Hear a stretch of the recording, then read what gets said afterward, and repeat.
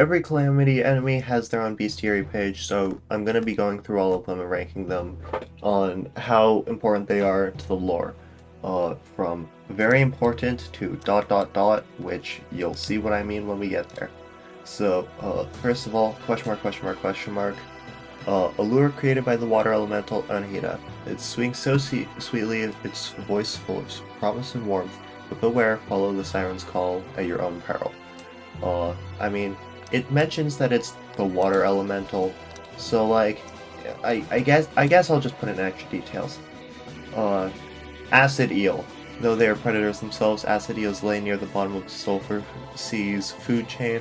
Their diet largely consists of mollusks, thanks to their ability to squirm into tight crevices. This paired with their speed and camouflage assists them in avoiding becoming meals for others. That is world building. I'm sure a lot of the sulfurous sea enemies are. Arrow slime. Previously mundane slimes had absorbed trace amounts of draconic essence from the outpour of energy caused by the re-enchantment of aerialite. They now soar the skies with their newly sprouted wings, reaching heights few of their gelatinous kind ever have. So, this talks about how they can get trace amounts of draconic essence. I mean, that sounds like a pretty interesting detail. Now, I kind of lumped all of the crawlers together because they pretty much have the exact same thing. Relatives to the Omerian Sea's prisonbacks, the aquatic lizards ended up in the wild after being taken in as pets, though without the proper nutrients to grow prisms on their backs, they grew the next best things, precious gems. I mean, that's another thing in extra details tier. Yeah. So, Anahita herself. Once a resident of the Abyss, she left it long ago due to Sylph's influence spreading through her home. She wishes to see all overtaken by the ocean so that her domain may encompass the world such as the nature of all elementals. That's a really important line, so that's actually pretty important lore-wise. I'll go over Leviathan himself later. Andrumba, one of the most mundane of Draedon's creations, the directive of the Andrumas is simply to tidy up his labs and domiciles. He and his scientists cannot afford to waste time on menial labor when there was endless research to be done. So this may seem like it's boring or worthless, but this shows that Draedon worked with other scientists. So that is an extra detail. And then I guess also Andruma Pal. Reverse engineered Andrumas that have been retrofitted to spread the steampunker solutions that clean dust and debris off of floors that can be used to purify the world or ruin it further if one so desires. That one just is lumped in with the other one. And the Zoe and Crab? I don't know, I'm illiterate. Though disguised as simple rocks, they are capable of hurling entire boulders at creatures with ease, will swiftly retreat if approached.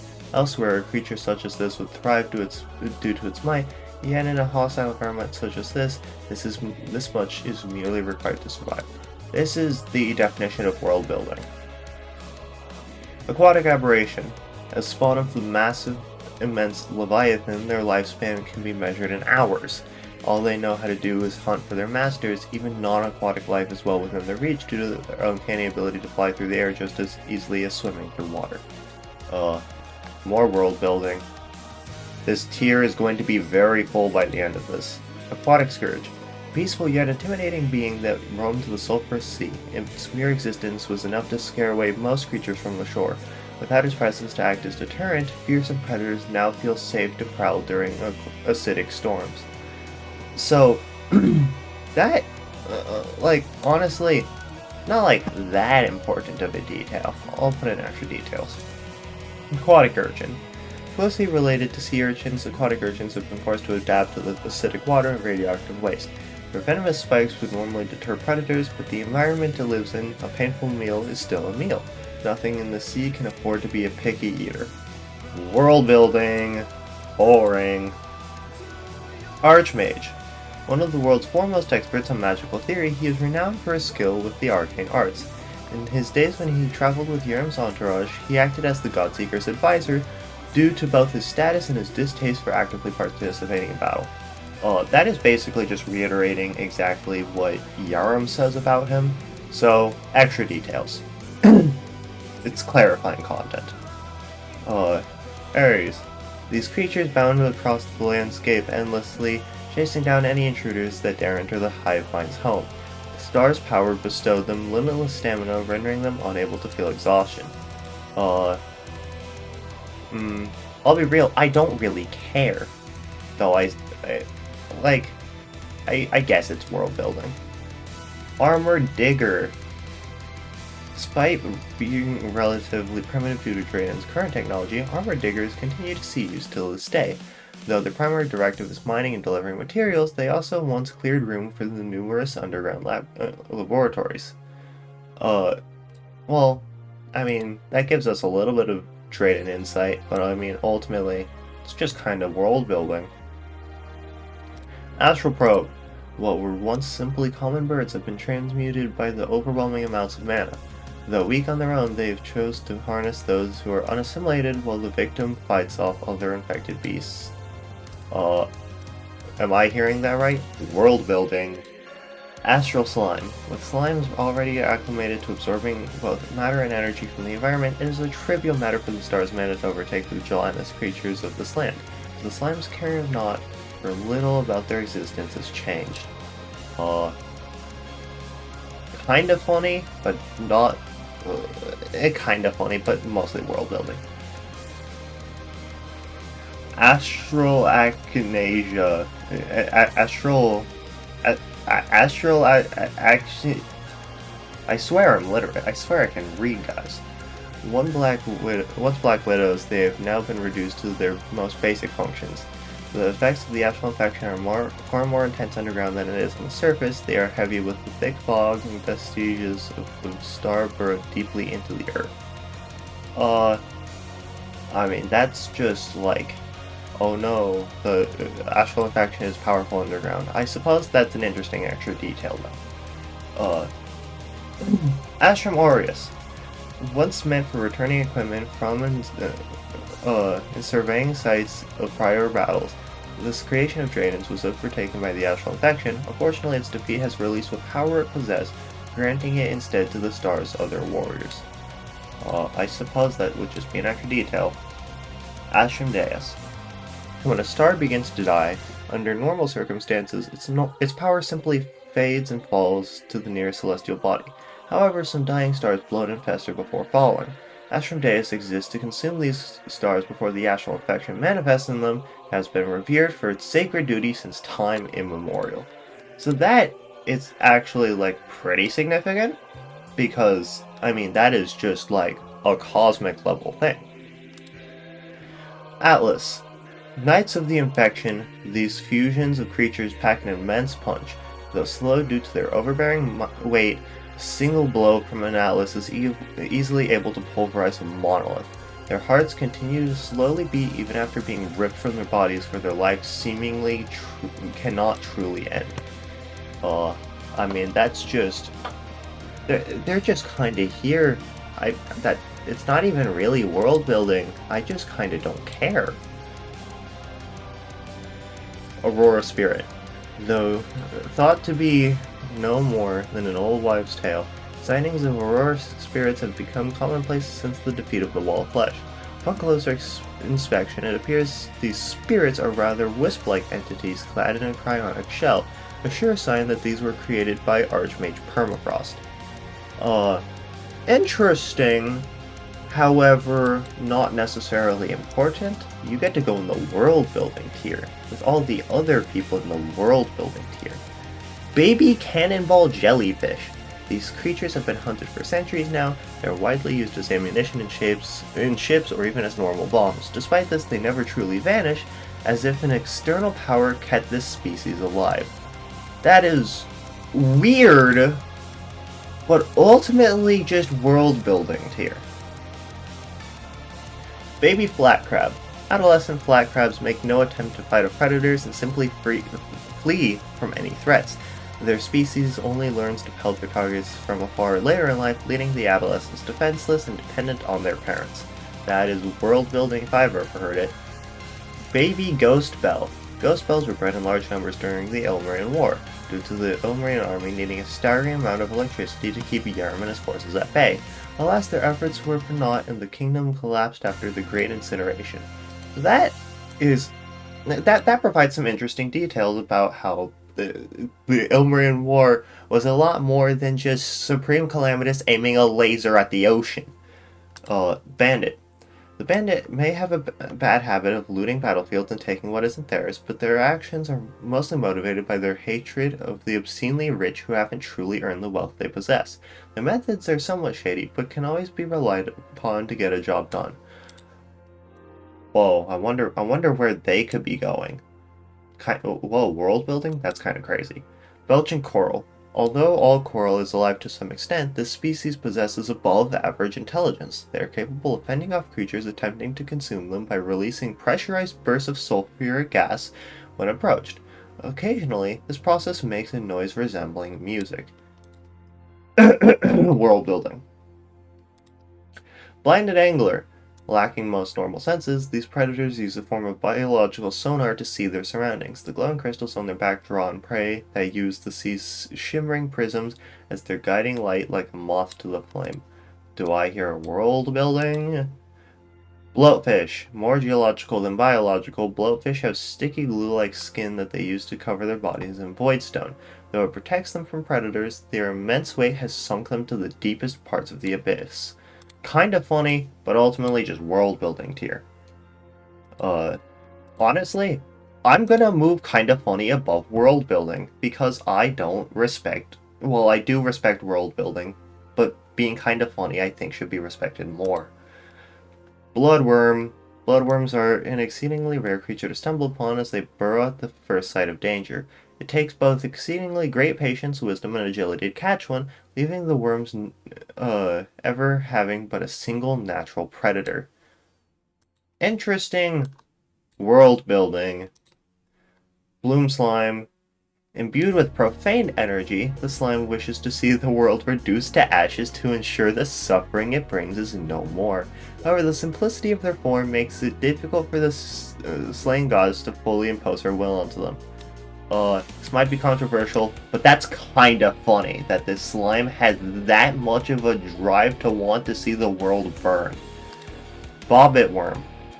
Hiding in the darkest corners of the void to strike at unsuspecting prey, bobbit worms take full advantage of the abyss's darkness.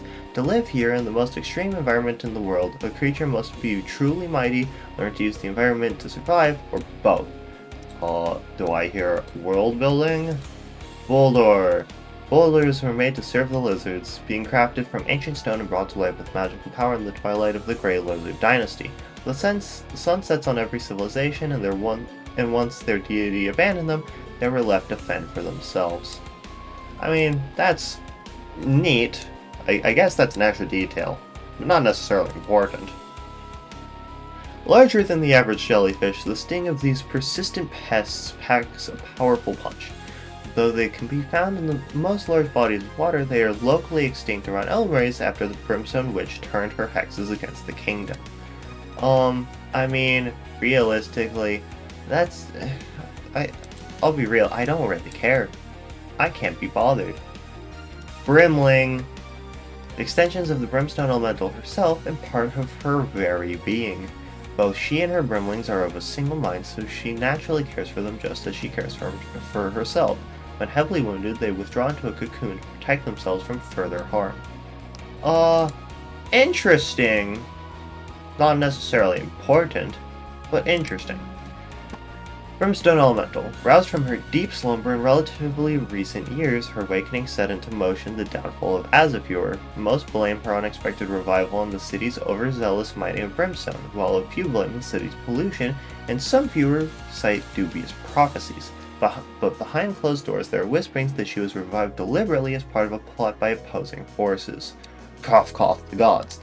I mean, that has a lot of implications. Ultimately, it's what I say it's important lore-wise. I'll put it in extra details simply because it doesn't say much definitively. Brimstone Witch. Note that this is the the town NPC version and not the, Supreme Calamitus fight. Recruited to Yerm's forces late into the war, her magic overflows with such power that she is largely incapable of casting normal spells. Yet despite her great power, Calamitus prefers not to use it as it takes a heavy toll on her psyche. That is pretty important to the lore, and is also one of the reasons why Calamitus clone goes literally insane. Speaking of which, Calamitus clone, this machine which stalks the night, carries the failed clone of the Supreme Witch. Though lacking her hexes and black magic, even a fragment of Calamitus's Brimstone power was enough to drive the clone to insanity. Nothing human remains. That is pretty significant regarding Calamitus's power. Calamity, born from the ashes of the battle between the witch and the elemental, these eye-like creatures are the weakest and most mundane of the Crag's new inhabitants. Yet even they pose a threat to those who intrude upon their sacred grounds. World building tier. Cataclysmic construct. A pitiable creation of the clone, made in an attempt to imitate one of the Supreme Witch's brothers. Yet this and the clone's other creations have no will of their own, amounting to little more than puppets she controls. That's a neat detail, I guess. The Cataclysm, the eldest of the three siblings, this brother was a brawler of great renown in Azure, few in the city being capable of matching his raw strength. He was protective of his sister, vowing to always be there in her times of need. The brother continues to fulfill his promise even in death. Neat, but ultimately, oh wait, no, that's that one. To be honest, all of them are going in extra details. A pitiable creation of the clone, made an attempt to imitate one of the Supreme Witch's brothers. Not many would recognize them despite their efforts, though a few key characteristics have managed to survive in these abhorrent amalgamations. And then Catastrophe, the middle child of the three siblings, was a skilled swordsman in life, taking up mercenary work to put food on the table. Despite his rather bloody career choice, he did his best to be kind to his sister, keep her out of any danger his occupation could have put his remaining family in. He continues to defend her, even in death. Interesting. They're all just interesting details, but not necessarily important. Cannonball jellyfish. These jellyfishes keep the abyss clean from sulfuric poisoning. Unlike most hard-skinned creatures in the Sulphur Sea, they instead use their stingers to drain the acid near them to later use it for self-defense. Now this one, I think is actually pretty important, because this is the reason why the sulfuric sea doesn't stretch down into the abyss, despite, it rising from the underworld. Kinda interesting. Ceaseless Void! ... here. Chaotic Puffer. These creatures inhale trace amounts of scoria in the water while plating, heating the liquid inside of them immensely. Hot enough to melt iron in this state, they cause horrific burns to those they make contact with, and predators attempting to consume them are boiled from the inside out. Do I hear world building here? Clam. Clams once lived in the upper portion of the Ilmarian Sea before the incineration, being forced to relocate after the battle. Though it was thanks in part to their adaptability and hardiness that their species survived, luck was also certainly on their side. Let's be real. World building tier. Cloud Elemental, part of a solitary elemental that rarely appears aside from when their domain is at its strongest. Many attempts made by what remained of Yerm's forces to hunt down the elementals after Azafir fell. Now that the war has passed, the weaker elementals dare return. This is interesting because it's pretty much the only part of the lore that tells us that Yerm's forces actually hunted down the elementals after what happened in Azafir. So that is a pretty major detail. Snidrion, everyone's favorite enemy. Once trained to be the steeds of honored Ilmarian warriors, Snidrion survived the incineration due to their sheer might. They continue to defend what was once the heart of the kingdom from intruders, maintaining a fierce loyalty to their masters even after they have passed on. That one is funny because Snidrion really just tanked that. Snidrion tanked Supreme Calamitus herself. Cannon. Colossal Squid. The species of squid has grown immensely in size and strength due to the effects Sylva's essence has had on them. As they are able to consume the growth she caused directly due to being herbivores in the past, more life flows through them than nearly every other abyss creature. Interesting, but ultimately world-building tier. Slimes are corrupt slime spawn. Slimes are extraordinarily hardy creatures. If a large slime has chunks of living gelatin severed from it, the chunks tend to continue on, albeit as their own beings. Even as gel, a slime is still technically alive, it simply exists in a state where it cannot function in any meaningful way. Kinda funny, but ultimately probably just world building. Actually no, you know what, it gets to be in kinda funny tier, cause it's kinda funny. Cosmic Guardian. Though of the same species as the nameless serpent, their minds and functions are far more basic. They possess very little of their own will and blindly follow the orders of their gluttonous master. It is interesting that they are the same species as the nameless serpent, considering the fact that Stormweaver isn't. So that is an interesting extra detail. Oh, the Cosmic Lantern is here. The Cosmic Lantern I think I added later, so, we'll come back to it. The crustacean that once made its home in the heart of the Ilmarian Sea, managing to escape during the Great Incineration, Gravulon fled underground, enjoying the familiar blue glow given off by the glowing mushrooms. Though it succumbed to the spores, it died in peace, reminded of its home. How very nice, and awesome, and very cool. World building tier. Cragmaw Mire, a mostly immobile creature that dwells in the depths of the radioactive wasteland. It boasts an exoskeleton harder than titanium to defend its core. To compensate for its lack of movement, it's formed a symbiotic relationship with a worm that reels in prey in exchange for protection. Do I hear world building tier? Crimson Slime Spawn. Slimes are extraordinarily hardy creatures. If a large slime has chunks of living gelatin severed from it, the chunks tend to live on, albeit as their own beings. They even retain the memories of the original slime, and so continue to work in the interest of their parent. Honestly, kind of an interesting detail, but ultimately, just kind of world building. Crimson Slime Spawn Spiked. Though many slimes may get objects stuck partway inside of them and learn to use them as weapons, these slimes are a unique case. The spikes of these creatures are a natural part of them, heavily sharpened so that they may impale those who dare defy their god. I mean, interesting, but ultimately just kind of world building. I'm gonna move these guys down.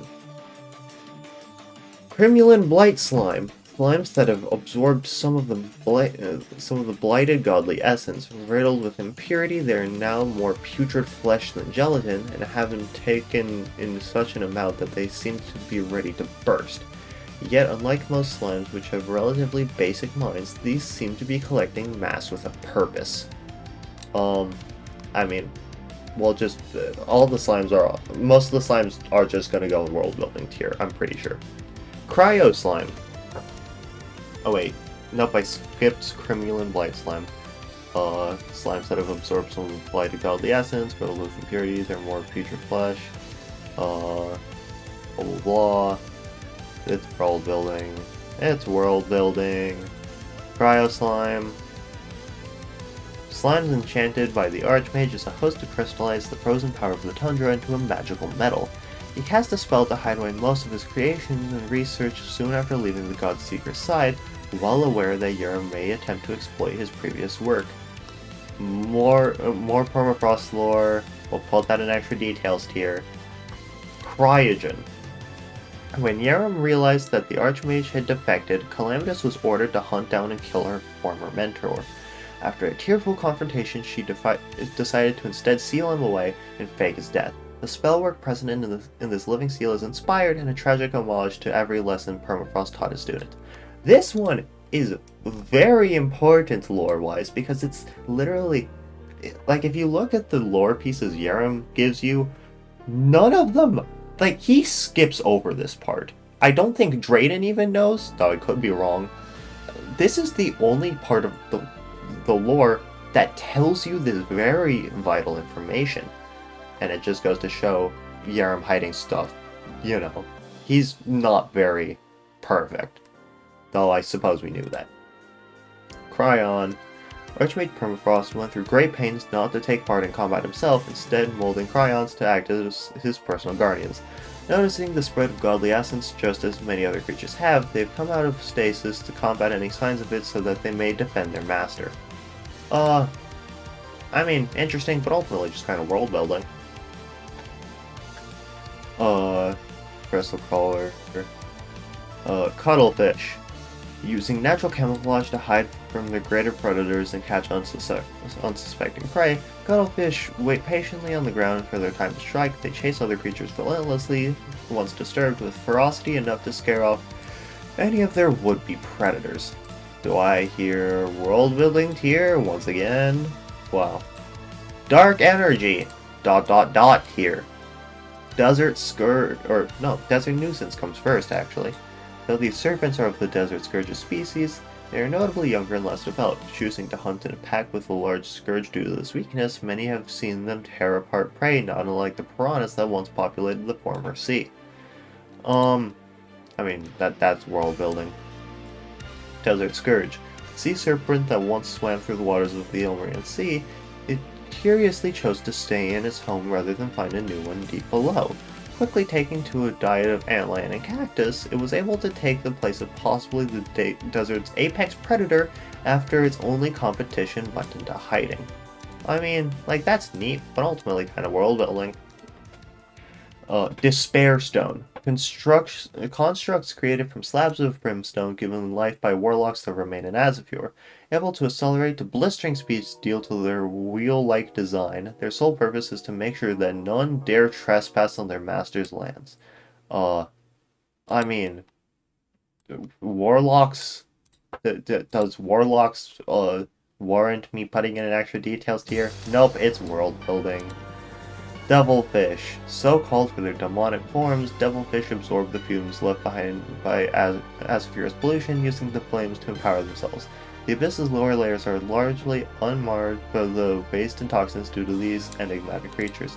I'm putting them in extra details tier for the same reason I put the cannonball jellyfish. The Devourer of Gods. Bit of a jump there. An entity of so many titles and reputations, it's easy to conflate the truth and myths of its many legendary deeds.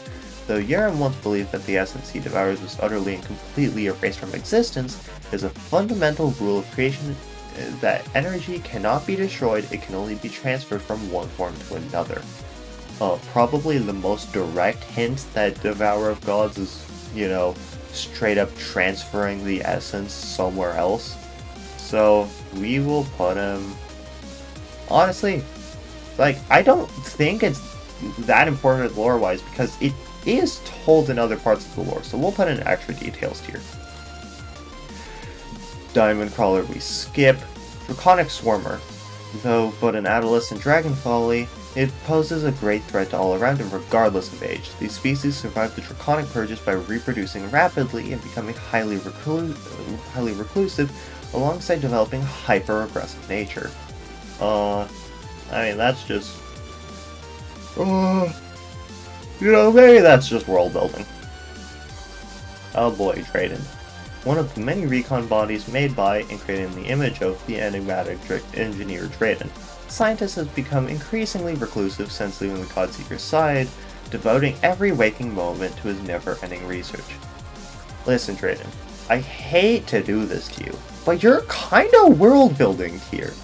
Like, we kinda knew that you were just working on your inventions. We kinda knew this. Dragon folly. Long ago, the siblings of the Orc dragons hid themselves away in the depths of the jungle. They hunt prey using the immense static electricity generated by the flapping of their wings against their feathery bodies, manifesting as deadly bolts of red lightning. I mean, it's pretty interesting, but I mean, ultimately, just kind of world building.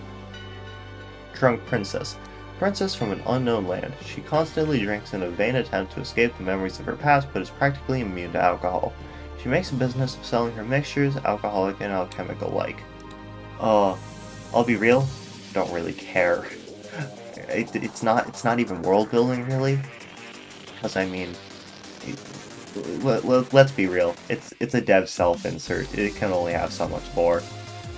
Earth Elemental. After the Brimstone Elemental became dormant, the Forge Masters of Azafur used clockwork and crystal to bind the powers of an elemental to a mechanical body.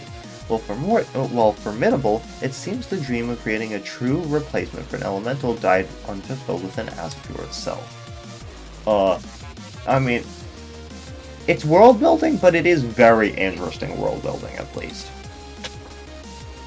Bony and Blight Slime. I accidentally already ranked basically next to the Crimson one. Idolist. Once members of the Dragon Cult, they now beg the favor of a new master. They are able to live in the Abyss indefinitely thanks to their worm-like form, allowing them to serve a new purpose. Cough cough, world building tier. Eidolon Worm. Relatives of the Orc Dragons, they adapted to hide away in a forgotten corner of the world to survive the Great Purges. Yet, even without Orc souls, the power of Eidolon Worms rivals many of their brethren who possessed them. I mean, I'm going to put this one in extra details tier, simply because it gives us a bit of context onto the average powers of the dragons in the Draconic era. Because, I mean, most of them were actually just around the power level of an Eidolon Worm, which, like, Eidolon Worms are powerful, but they're, like, not a boss. It also really puts in perspective how powerful Yaren is. Eutrophic Ray. Eutrophic Rays have formed a... Come on, you're really gonna do this to me? They've formed a relationship with Ghost Bells. The Rays can store energy given by the Ghost Bells for electric muscle stimulation, allowing for a great burst of speed. I want to put it in I don't care tier because it made me try to read that, but it's world building. Fearless Goldfish Warrior. Though goldfish thrive in their ponds and lakes, many take to land during storms to feed on the worms that have also surfaced. There are even accounts of aquatic warriors who carry daggers of shimmering gold, though most consider these tales far too fishy to be credible. Wow, a pun. Is the pun funny enough to put in kind of funny tier? They tried. It gets to go in there. Flat Crab. Needing to hide themselves from the roaming creatures, flat crabs disguise themselves as the sulfuric gas vents scattered across the sulfuric sea. As they reproduce quickly, stumbling upon these and their offspring is a rather common occurrence. World building tier. World building tier. It's all just world building tier. Frogfish. Well camouflaged and prepared to strike at any moment, frogfish show that the ocean is rarely as serene as it seems. There are few places where one can find true peace here in the heart of what once was an empire unrivaled. I mean, it's interesting, but you know, it's world building here. Fusion Feeder! Bloated with mana, the immense amount of magical power has dulled the instincts of these former land sharks. Their movements now slow and sluggish. Their need for food has been permanently satiated, and now thirst only for distant stars. World building, I guess. Gamma Slime. Now, slime overloaded with radiation from Draedon's long since abandoned experiments with nuclear energy. Though methods of generating power involving nuclear energy surpassed all others that came before in terms of raw efficiency, not even these advancements were enough to satisfy the enigmatic engineer. I mean, like, that's an interesting detail. But I mean, because I mean, Draedon does, it shows that Draedon, you know, tried out nuclear power before figuring out his infinite power source, but you know. Ghost Bell, these high-voltage jellyfish can incapacitate most with a single touch, and were a major factor in the Illyrian army's strength. The Sea Kingdom used electricity produced by ghost bells to drive back Yoram's forces, electrifying the water so that none could cross their borders. Very interesting detail. Extra details here. Giant Clam. Clams slowly crystallize ambient magic around themselves into pearls. And as they grow larger, so too do their pearls. Upon growing to their full size, they are classified as giant clams and gain the ability to use the magic stored in their pearls to some degree. I mean, interesting, but world building tier. Giant squid. Squids are known to be cannibalistic animals, having few qualms with consuming their own kind when in need of food. Quite ironically, this creature's main predator is itself. World building, kinda funny, but probably not enough for kind of funny tier. Gnasher. Though Gnashers are relatively slow, these mutated snapping turtles boast an unnaturally strong shell. Attempting to kill and eat one would injure most creatures greatly due to its terrifying bite power. In spiked shell, easily capable of impaling flesh. At this point, maybe I should just stop saying it, but world building tier. Great Sand Shark. These intelligent predators once swam on the shores of the upper Illyrian Sea, with many being trained to hold back Yoram's forces. Yet when the day came, the sand sharks were barely even a distraction for the Supreme Witch, with this particular specimen surviving only by making a hasty retreat. I mean, I guess world building, like, I mean, bro isn't even like Snidrion, who literally just face tanked it. I mean, come on.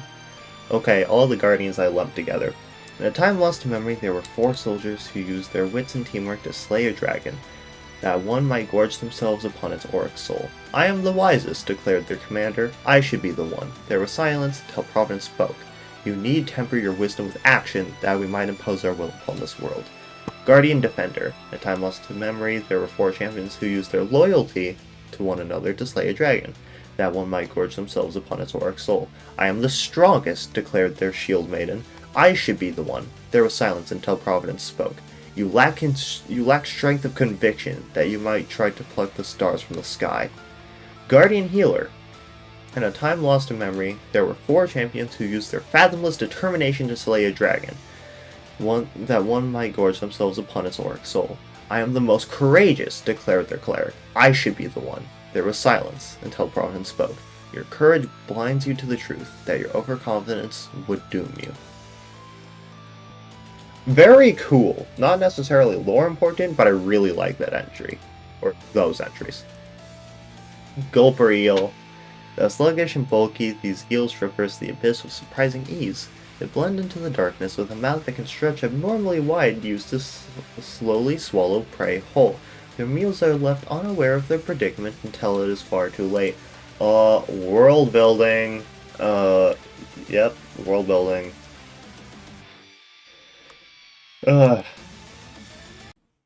Hadarian. Once mere desert vultures, they have been metamorphosed into new beings, their feathers stripped and replaced with gooey tissue and stone-like plating. They sit as still as a statue, with eyes seemingly staring at both everything and nothing at all. I mean, I think that, once again, that's just kind of, another world-building thing that's gonna be... That's a lot of the Astral Infection stuff. Heat Spirit. Citizens of Azafir who committed heinous crimes were cast out of the city and forced to don unremovable obsidian skulls as a mark of their sins, to let all know of their vile acts.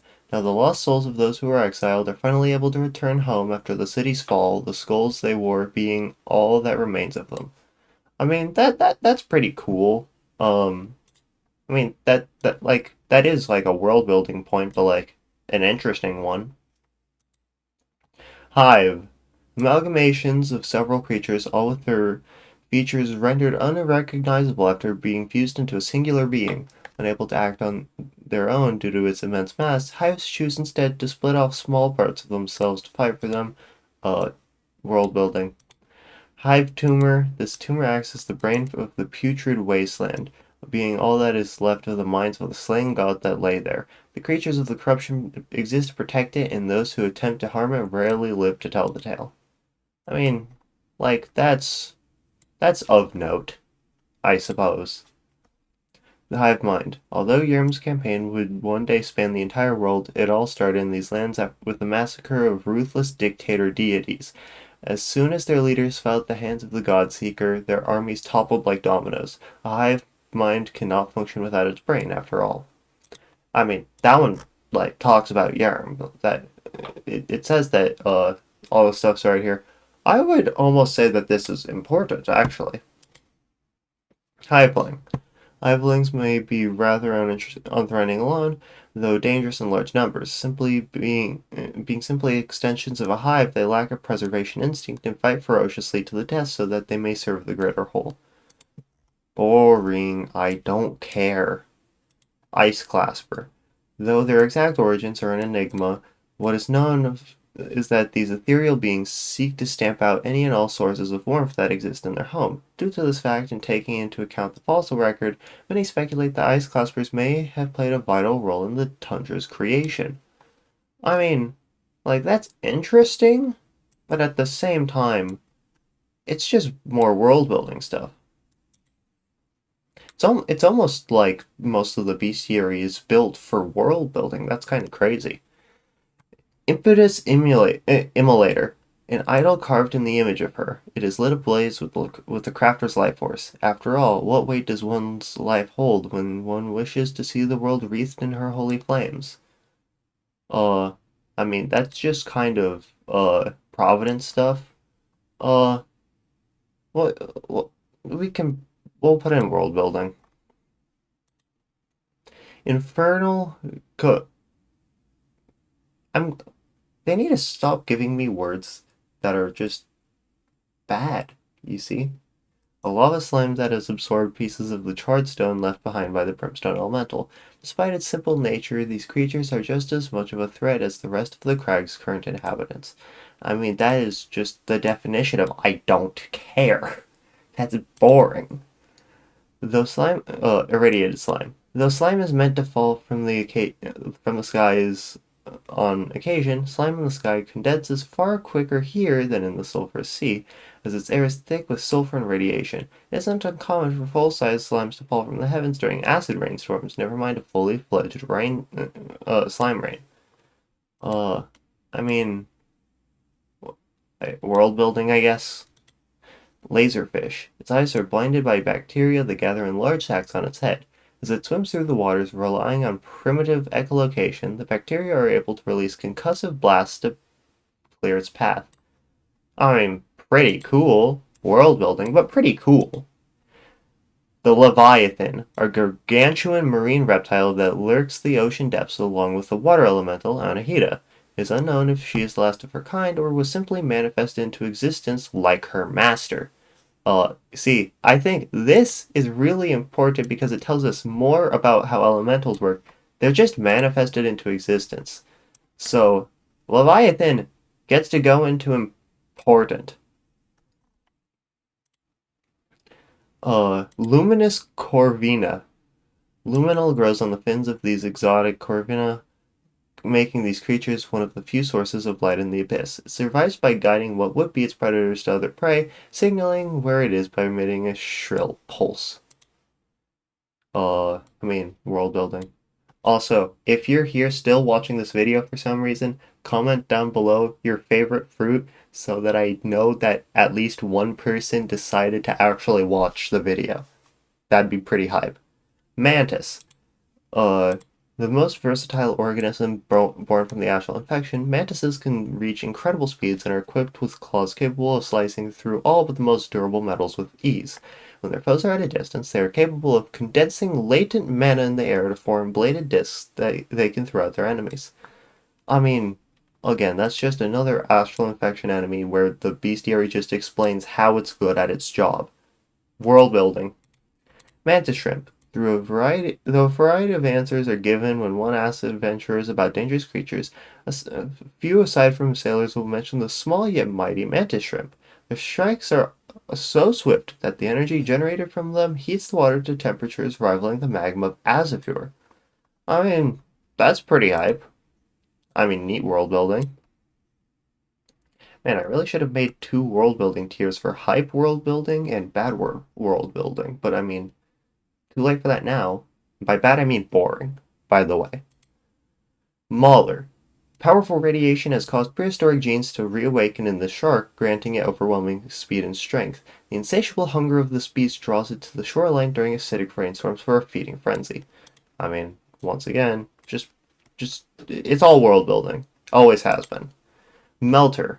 While its frailty compared to other plague creatures appears to be a rather glaring weakness, the Melters are able to spread the plague quicker than any other creature. Though it may cost them their lives, Melters contain a mechanism that causes them to explode upon death, leaving little uninfected in their wake.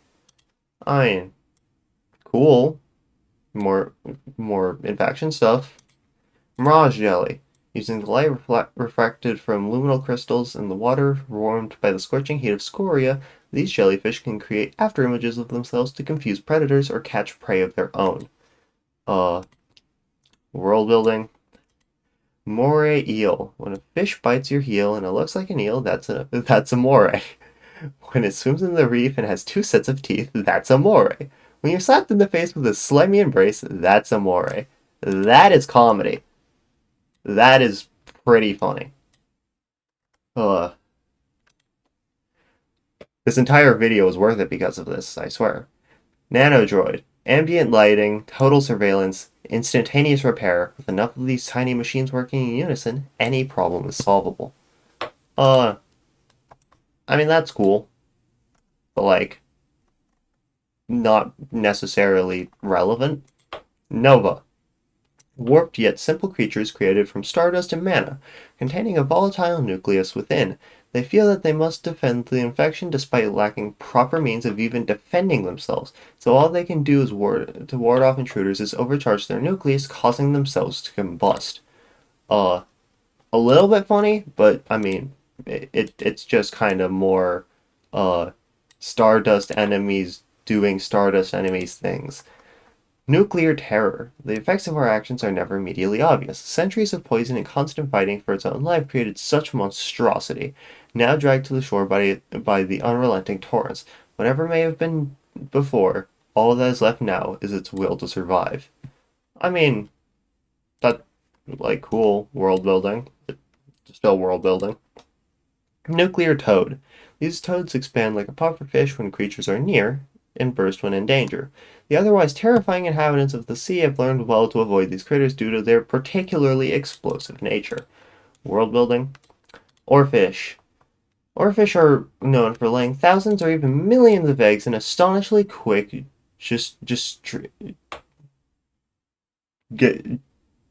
gestation cycles? These eggs are the most abundant source of food in the abyss, being part of the reason even the smallest and least threatening creatures can live in the otherwise near and inhospitable depths of the sea. I mean, interesting. Old Duke.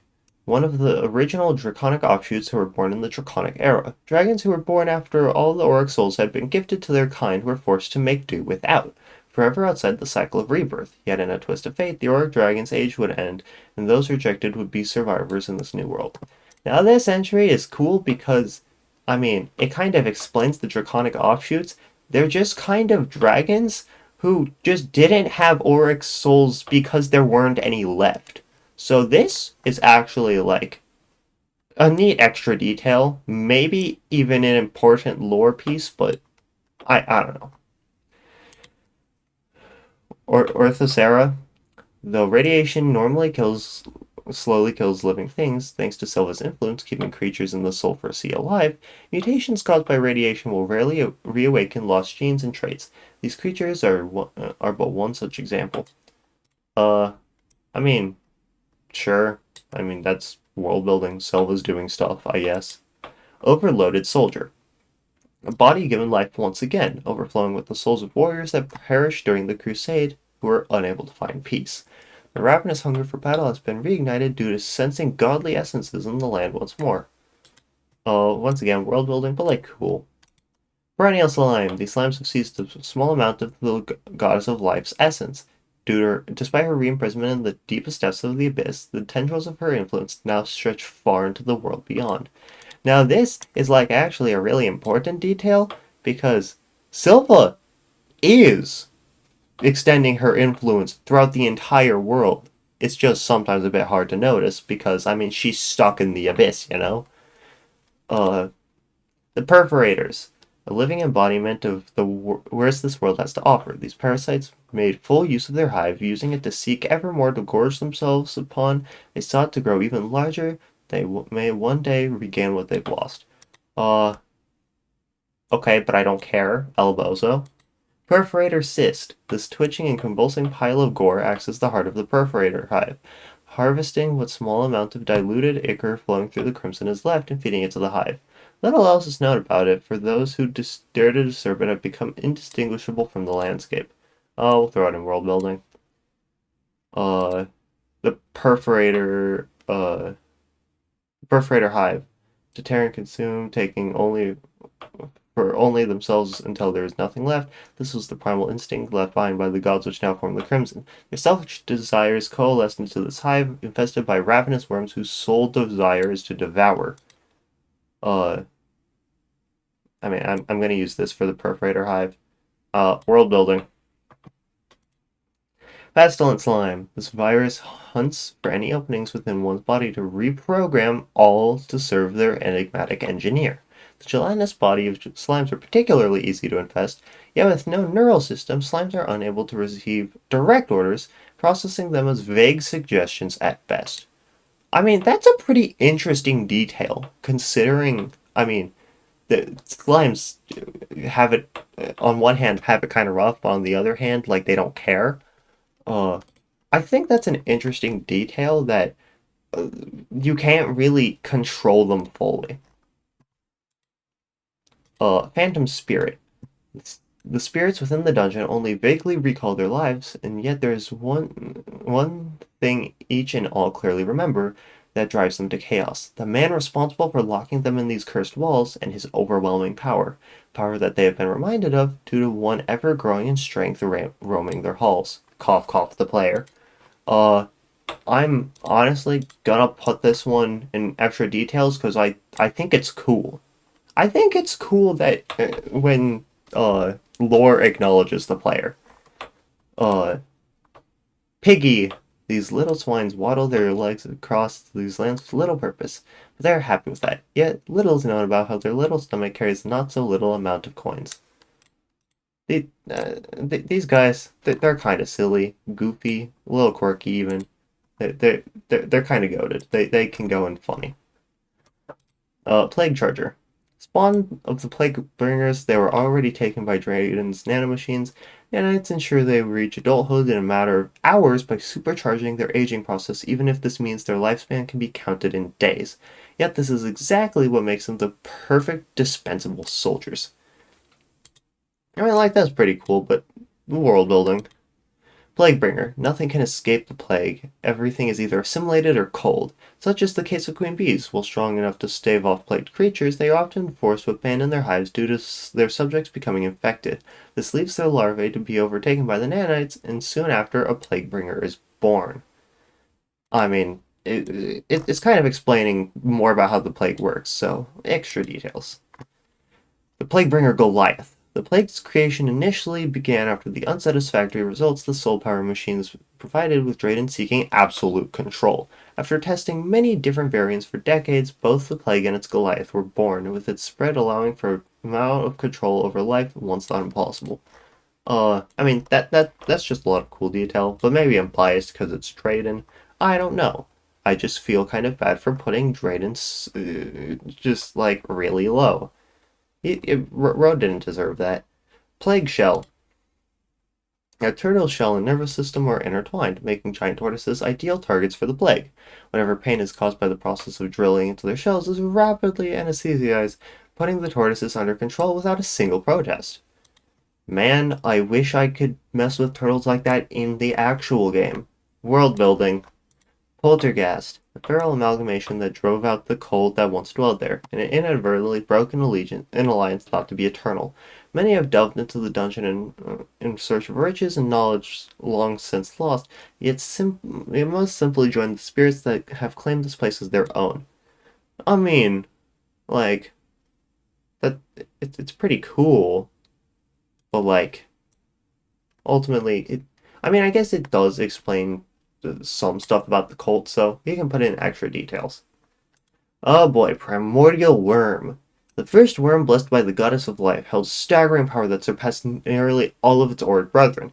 It held a deep hatred for any sign of usurped light, and would have attempted to strike down even the wielder of the primordial light had they returned to reclaim their artifact. And yet, despite its immense power, it never would have stood a chance. So, on so like this one is just like really important lore wise. It shows Xerox power. It shows that it was blessed by Silva for some reason. It was very strong. And man, it would have tried its best. Prismbacks. Due to the beautiful prisms and calm behavior, these animals have been taken in as pets by many over the course of centuries, even outside of Ilmaries. Though far too slow and bulky to hunt normally, the sea prisms on their back act as a lure for small fish. I mean, that's pretty neat world building. Profaned energy. Those most devout to her travel the world, being planted into societies and acting as spies and assassins. Among their duties is constructing shrines in her honor infused with her divine power, that she might bless pagans blinded by darkness with visions of her new age of light. Again, like it's not necessarily important, but it's like a really cool world building. I mean, contrary to what you might think by how much I complain about putting stuff in world building, a lot of it is very cool, actually. Providence the Profane Guardian, or Profane Goddess. A time lost memory, there were 4 visionaries. With righteous fury, they slew a dragon. Their leader gorged herself upon its auric soul of flame. The world is without guidance, and its people are filled with darkness, she said. There was silence until Providence spoke once more. Let us go forth and light the world anew. And it was so. I mean, like, that's just kind of Providence lore, so extra details. Like, it's important, but not, like, super important. Radiator, a species of once near-extinct sea slugs that have learned to carry crystallized depleted plutonium on their backs to dissuade predators, rather than relying on toxins that most creatures in the sulfur sea are now immune to. Though radiation is detrimental to most life, it has been curiously an opportunity for some. Another piece of evidence that Draedon did literally dump plutonium into this ocean, and you can catch actual just trout in this ocean. Kind of funny. Ravager, the mangled reincarnation of the god of sacrifices, given life once more. Necromancers swore to this faith, returned his broken body to his temple, offering only the only sacrifices they could to reverse his death, their own lives. Yet necromancy is an imperfect art, and the god has very little of his mind left, simply destroying all it comes across. So, it might be kind of weird, but I've actually put this one in, like, really important, because this whole thing about necromancy being an imperfect art it carries across pretty much the whole lore. Like, even Supreme Calamitas herself really sucks at reincarnating people. So it's like, necromancy is pretty weird in this world, because it is really, it kind of sucks, to be honest, but that's cool. Reaper Shark. Apex predators of the void, these sharks take advantage of both their stealthiness and might to hunt anything and everything that comes near, using their arms for purposes from hurtling colossal squids into the abyss's walls to crushing the heavily armored heads of Eidolon worms. Few can match their raw strength. I mean, pretty cool, still world building. Renegade Warlock. Victims caught in the crossfire during the battle between Calamitus and the Brimstone elemental cursed to wander the ruins of their former home for all eternity. Their final moments were spent clinging to life, and in death they seek survival by using the very magics that slaughtered them. Again, baller, but world building. Repair Unit. These handy little helpers are the reason Draedon's decades-old labs stand to this day. Though bulkier and less energy efficient than nanodroids, having to take what power they need from the lab's generators, they can easily clean up the dust through struggle with the rust. I mean, it's pretty cool. Neat world building. Rhymehound. These hounds were bred and trained to survive in the tundra's hostile conditions by Yarm's forces so that they may act as scouts. Most were simply abandoned by their masters out of either necessity or choice and were designed to roam forever without purpose. I mean, the fact that it brings up Yarm is pretty interesting, but ultimately it's just a neat piece of world building.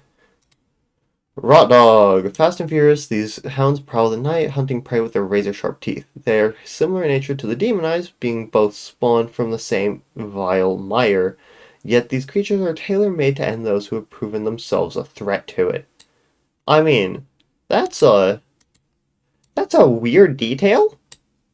The fact that they're spawned from the same vile mire. We're gonna put that in extra details simply because it's just a strange thing for them to have brought up. Scorn Eater. For one to be weak of will does not inherently mean they are weak of body. Then these powerful individuals does a powerful fire burn, and she is all too willing to fan the flames. All one need give in return for her gracious blessing is their free will, and they shall be gifted her enlightenment. I mean, just, you know, it's another world building. Check it off your bingo cards. Skrailer. Vengeful spirits of those who lost their lives during the clash between Calamitus and the Elemental, now forever bound to their home. Those who were close enough to bear witness to the battle perished in it, leaving few to know the truth of the battle's outcome. I mean, like, yeah, it's pretty interesting, and like this part in particular, it just goes to show like, because I mean, Yarum intentionally left like what happened to as if he intentionally covered that up. Like I think if you talk to Permafrost or whatever, or no, it might be Emidus. If you talk to him, he questions like, what even happened to Azafur? Like clearly Yarum didn't do it because I mean he was chill with them. Anyway, it's interesting. So it goes in extra details. Sea floaty. Flatworms can be found in many seas and oceans across the world and are exceptional at fitting through cracks or crevices due to their thin bodies. These particular flatworms only ever inhabited the lower sea and were left entirely unthreatened by the carnage that annihilated most species' homes. Kind of funny, but they get world building here.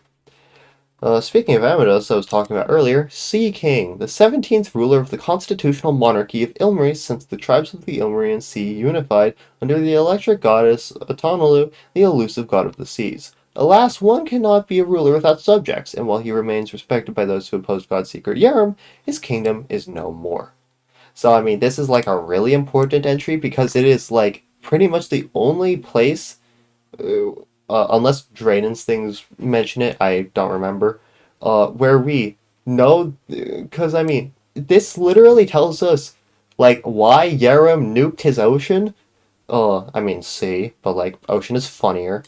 And it's because they had, Autonolu and whoever the hell the god of the ocean was named, I forget, Sea Minnow. School of sea minnows were once one of the most beautiful things one could witness during the days when Elmaris was unshattered. Those permitted into the kingdom would gather to see these fish swimming in the open sea. Yet this is but a distant past now, even for the minnows themselves. I mean, interesting, but like world building. Sea serpent. Despite being one of the few carnivorous creatures to have ever existed in the Elmarin Sea, even those serpents are unusually passive towards those they do not consider prey by the standards of elsewhere. The sea has only ever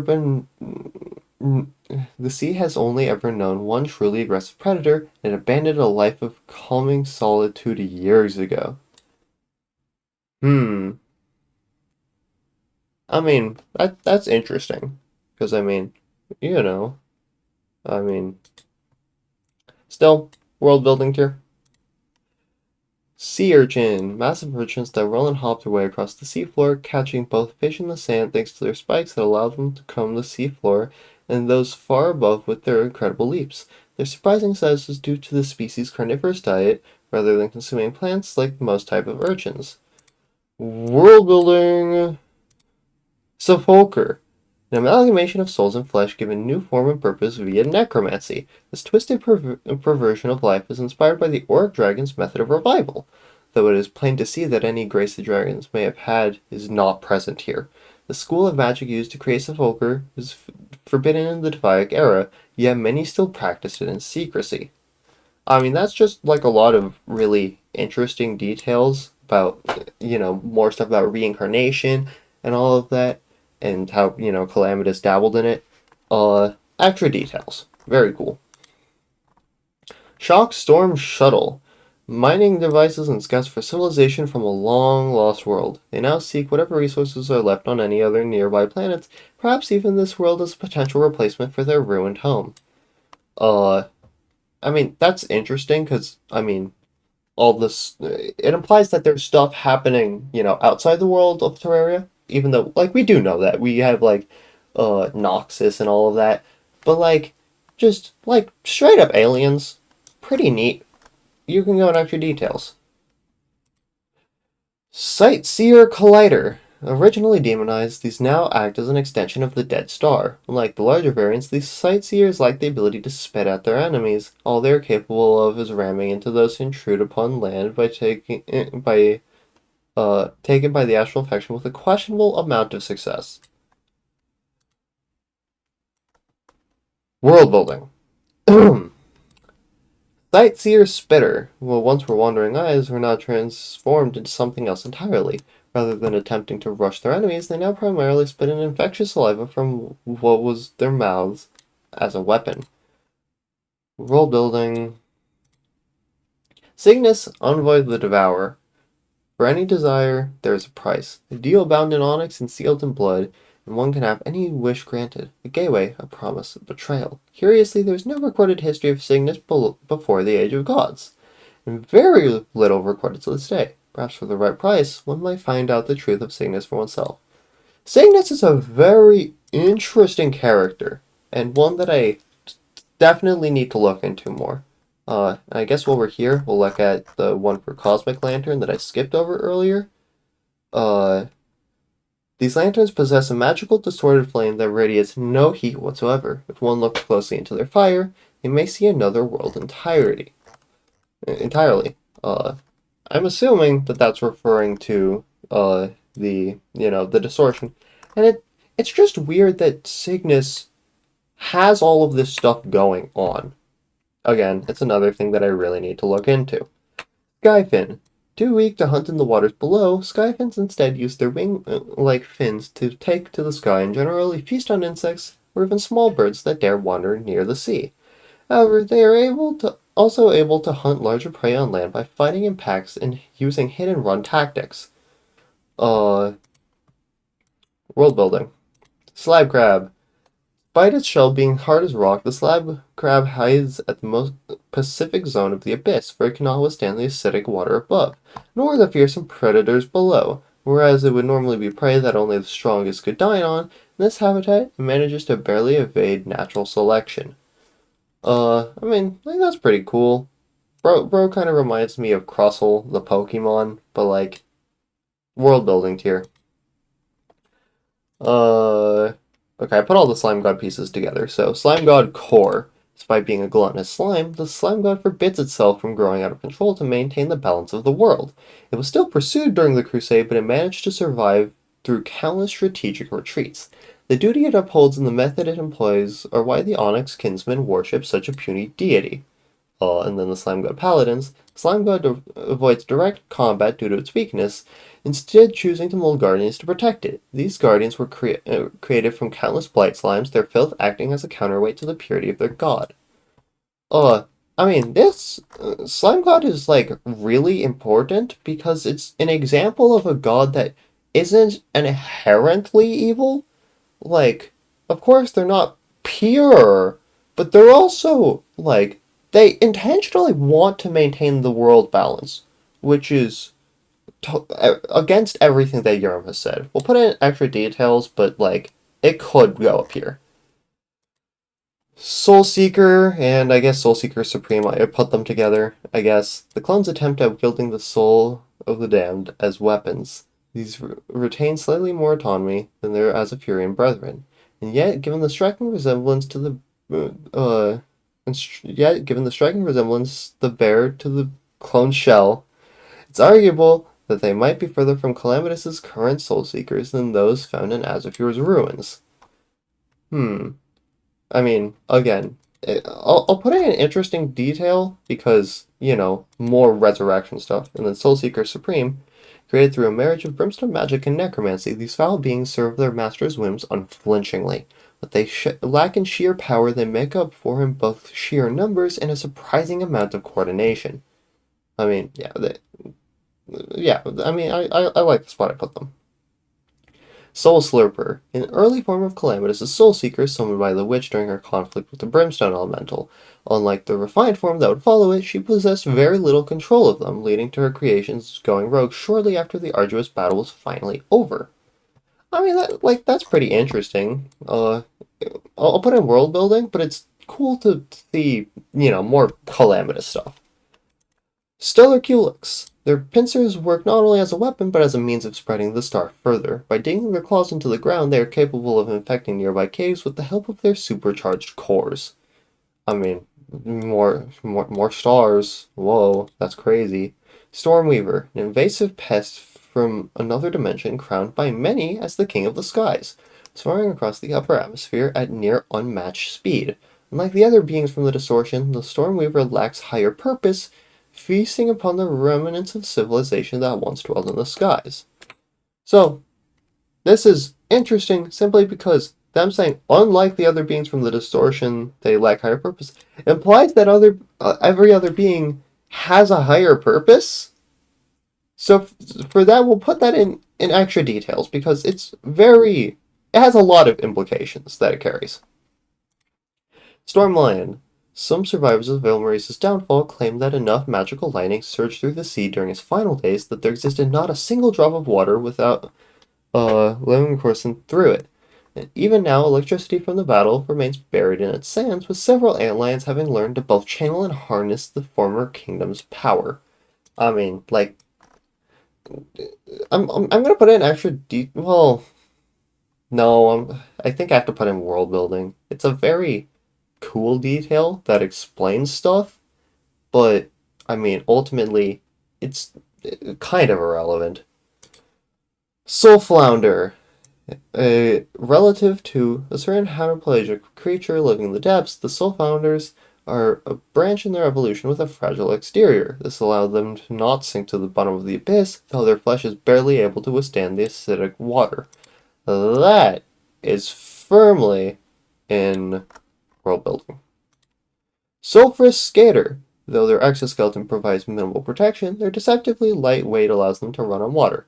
These curious insects are known to even ride acidic bubbles for better vantage points and to escape being devoured by surfacing sea creatures. Yeah, no, more world building. Sunskater. To the civilization that lived far above clouds, Sunskaters were seen as a good omen.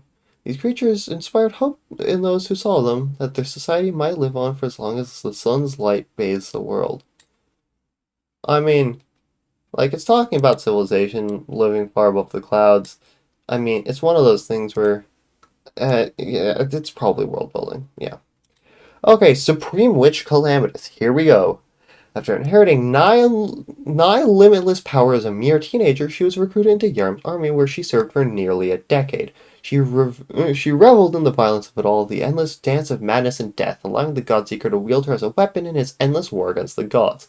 But now that the fire inside her has died, all that remains are the smoldering embers of regret. So, I'm putting this one all the way up here and like super duper important because, I mean, it shows a lot of things. One, she got this power she inherited this power as a teenager. She served for nearly a decade. And now she is basically just sitting here being regretful. It's all very it's very important information. And Speaking of important information, toxic minnow is probably not that. These abnormally large minnows have evolved to use nutrients from plants they consume to create toxins inside their body, which is then released after they die. They have next to no predators due to this and contribute nearly nothing to their environment. Whoa, that's crazy. Bro's literally not even a world builder. I see no reason to care about them. Toxic catfish. Though these fish once threatened none other than their prey, the radiation from nuclear waste generated from Draedon's old experiments has rotted both their bodies and minds, attacking anything that comes near. This once flourishing species is now on the verge of extinction. Man, and Draedon says that everything is just fine and awesome and very cool. Trasher. Despite being equipped with a mouth large enough to swallow a child whole, these crocodiles simply act as scavengers, devouring scraps and bones left over from predators' meals. Needing to conserve energy due to eating relatively little, they rarely move at full speed unless they feel threatened. I'm gonna put in kind of funny because it references the fact that you can feed it the angler in order to get a free golden bug net. Trilobite. These aquatic arthropods make leaps and bounds in both water and air despite possessing shells like stone, both in texture and weight. Thanks to their immense shells, they are capable of passing through predators' digestion systems unscathed. That is interesting. World building still, but like interesting. Twinkler. These infected fireflies exist solely as prey, guiding unsuspecting creatures to the star for assimilation that would not be driven to it otherwise. World building. Viperfish. Omnivorous fish that dwell in the middle sections of the abyss, viperfish rest firmly near the bottom of the food chain. Their wide mouths, normally reserved for filter feeding, can double as a means to scare off predators by mimicking the much more threatening gulper eels. I mean, oh, that's neat. Viraling. Unlike derplings, who use their proboscis to drain the blood of other creatures, Viralings use theirs to inject the plague directly into their victims. Aside from the plague bringers themselves, no creature is nearly as efficient at contaminating the local wildlife. Pretty cool, still world building. Oh boy, now for all the Wolfram stuff. These amplifiers empower fellow Wolfram machines through a surprisingly advanced Tesla field. While the field is harmless to any organic beings that pass through it, Wolfram machines are designed to receive energy from it, which allows them to run at peak efficiency. World building. World building. Wolfram drone. The purpose of the Wolfram machines once fulfilled can most clearly be seen through the drones to harass the basic troopers of Yurm's forces. They were not threatening enough to be a priority target, though their laser attacks could be quite deadly, allowed to fully power up. I mean, still just more world building. It mentions Yurm. That's my definition. It gets to be important if it's mentioning Yurm. Wolfram Gyrator. One of the more advanced Wolfram machines, they hop and roll unpredictably in an attempt to throw off any attacks from afar. Gyrators are not very threatening on their own and were mostly deployed to defend other more important machines. World building. Wolfram hovercraft. Though they may seem advanced, even a novice engineer can create hovercrafts such as these. They can't pack much firepower, and though their armor may be thin, but these Wolfram creations' true strength lies in being versatile and easy to repurpose into other projects. I mean, like that's like one of the main things that the lore likes to bring up about Wolfram is the fact that you can just kind of take it apart and use it in other stuff. It's world building, but it's more important than the other world building. Wolfram Rover. The most simple of Wolfram machines and the honorary mascot of those who rebelled against Yurm. Its small stature and eager movements may remind some of a dog, but don't be deceived. In the chaos of battle, a rover is still dangerous. I could probably punt this thing like a football. World building tier. Oh boy. Now, all of the exomechs. I lumped them together.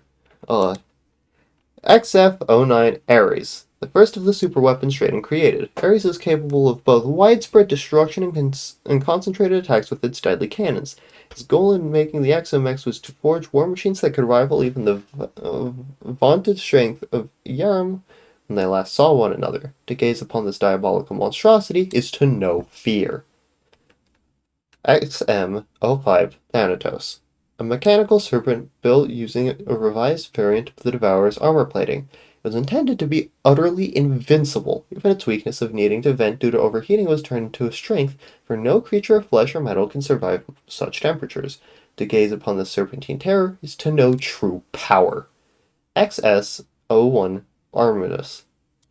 The final superweapon to be created, Artemis only needed a single revision to its original blueprints. Draedon's perfectionist nature allowed him to raise his skill in engineering to new heights, culminating with a machine possessed of unbelievable nimbleness and precision. To gaze upon the archer is to gaze a second too late. XS-03 Apollo.